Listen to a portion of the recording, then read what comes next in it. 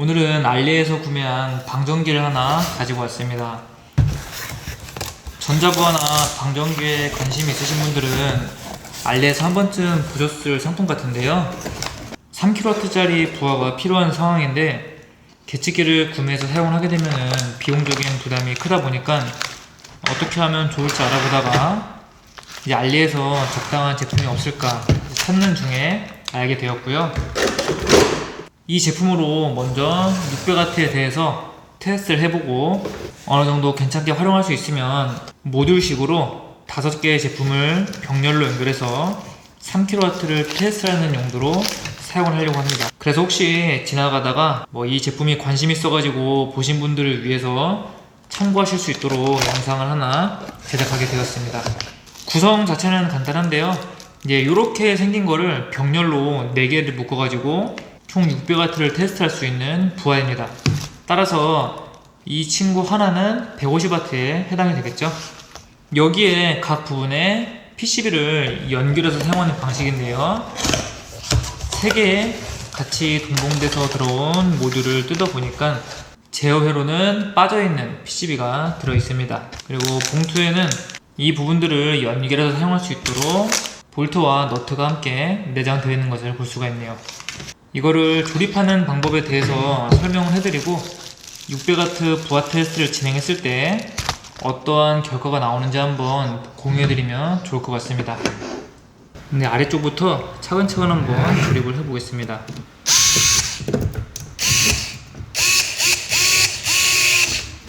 어느 정도 방향을 잡아가면서 조립을 해주기 위해서 아래쪽과 위쪽 볼트를 먼저 고정을 시킨 다음에 나머지 부분들을 이어서 고정을 하도록 하겠습니다. 네, 이제 2개째 제작을 한 상태이고요.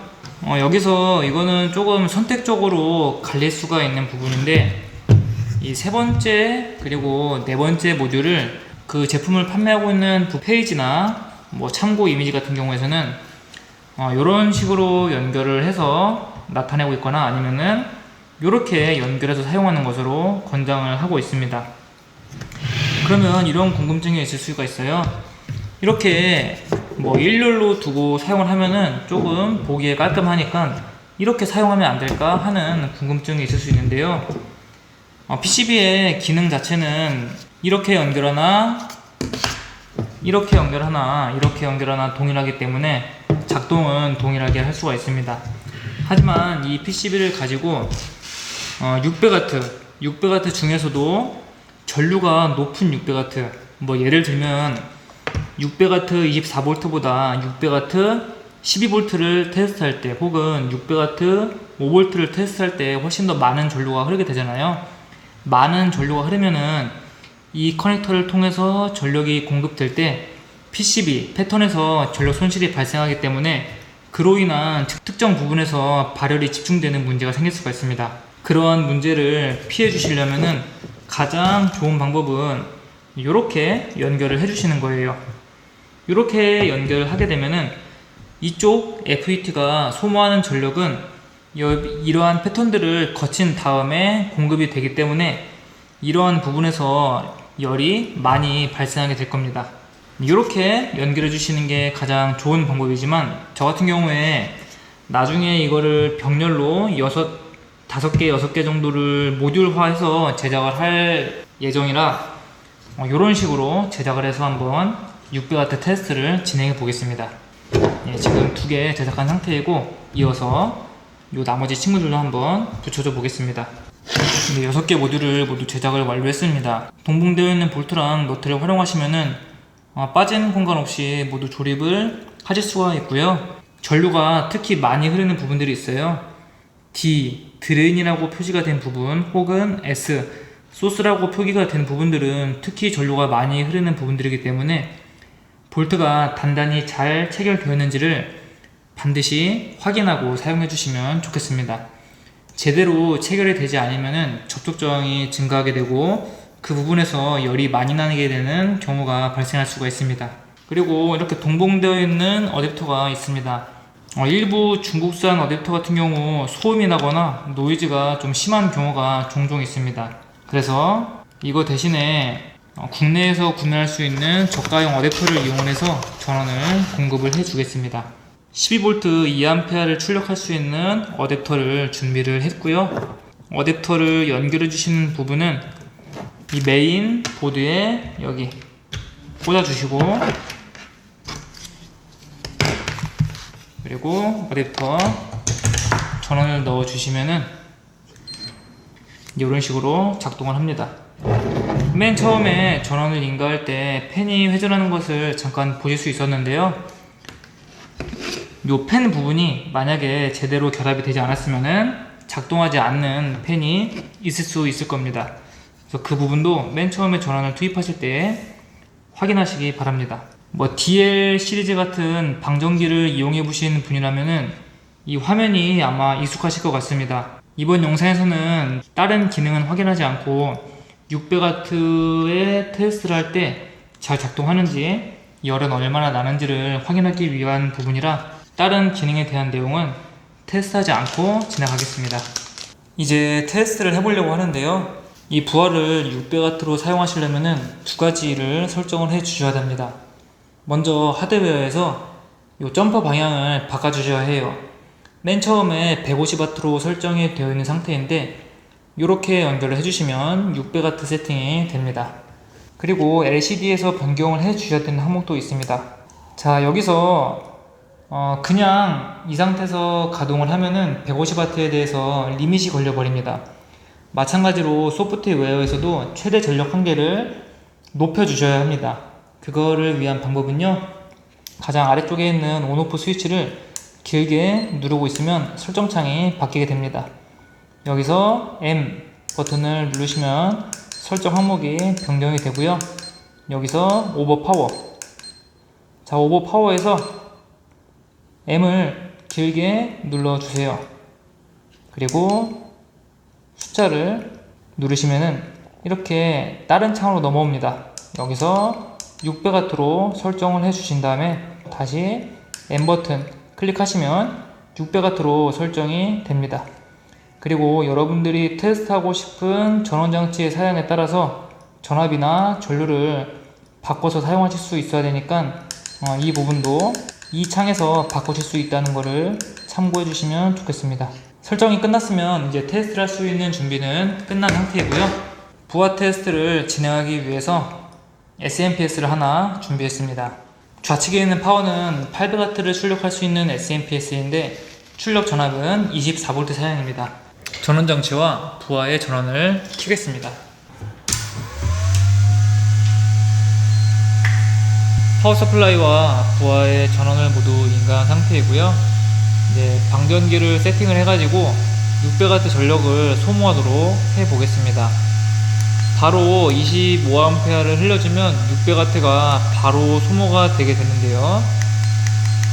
일단은 약 5A에서부터 서서히 한번 올려보겠습니다. 맨 아래에 있는 온오프 버튼 눌러주시면 부하가 작동이 되고요. 디스플레이 되는 수치를 보시면 측정되는 전압은 24V, 흐르는 전류는 5A, 그래서 약 120W의 전력을 소모하고 있는 상태입니다.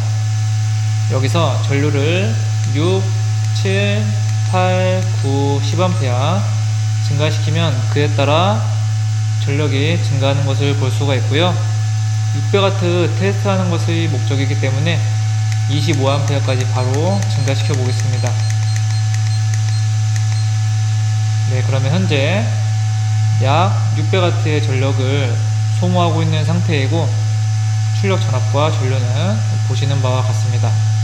이제 이 열라상 카메라를 이용해서 PCB의 발열 상태와 주요 부품의 발열 상태, 이런 것들을 한번 측정해 보도록 하겠습니다. 잠깐 카메라를 여기 가까운 곳으로 옮기겠습니다. 자, 제가 사용하는 열 화상 카메라의 경우에 온도가 가장 높은 부위를 이렇게 하이라이트 해주는 기능이 있거든요. 지금 보시면은 여기 입력에 가까운 부분이 벌써 약 110도에 가까운 발열 상태를 보이고 있습니다. 이쪽에 사용된 부품은 다이오드가 하나 있는데요. 이 다이오드가 예상보다 너무 뜨거운 상태네요. 일반적으로 전자제품을 개발할 때 100도가 넘어가는 부품이 있으면은 강제로 셧다운을 시키는 것이 일반적입니다. 방열판에 고정해서 사용을 한다고 할 때 약 70도에서 높아도 80도 이내에서 사용을 할 수 있게끔 하는 것이 바람직합니다. 다른 팬이 작동을 하면서 여기 방열판도 어느 정도 영향을 받기 때문에 온도는 조금 내려간 경향을 보이긴 하는데요. 이 정도면 너무 높은 수준이네요. 다른 부품들의 발열 상태도 한번 측정해 보겠습니다. 자, 지금 측정하고 있는 거는 션트 저항 쪽인데요. 션트 저항은 85도 정도 측정이 됩니다. 션트 저항들은 이 소비하는 전류 I 제곱알에 의한 손실이 일어나기 때문에 거의 모든 션트에서 발열 상태가 비슷할 거라고 예상을 해볼 수가 있습니다. 그래서 이쪽에 있는 션트 저항이나 이쪽에 있는 위에 있는 션트 저항이나 그리고 여기에 있는 션트 저항이나 모두 발열 상태가 비슷한 것이 올바르게 작동이 되는 경우라고 볼 수가 있습니다. 잠깐 작동을 멈추고 이 PCB를 뒤집어서 FET와 방열판의 온도를 한번 측정해 보겠습니다. 잠깐 파워의 전원은 차단을 해둔 상태이고요.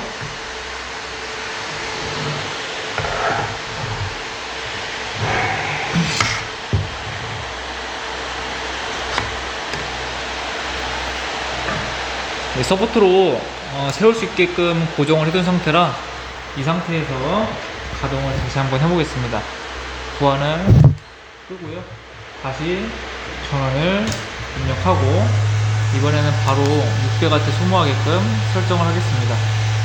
자, 이제 이 상태에서 FET와 PCB 온도 상태를 한번 확인해 보겠습니다. 화면이 안 잡히네요. 자, 지금 보시면은 4개의 PCB가 이렇게 한 번에 딱 하나의 화면에 잡히고 있는 것을 볼 수가 있는데요.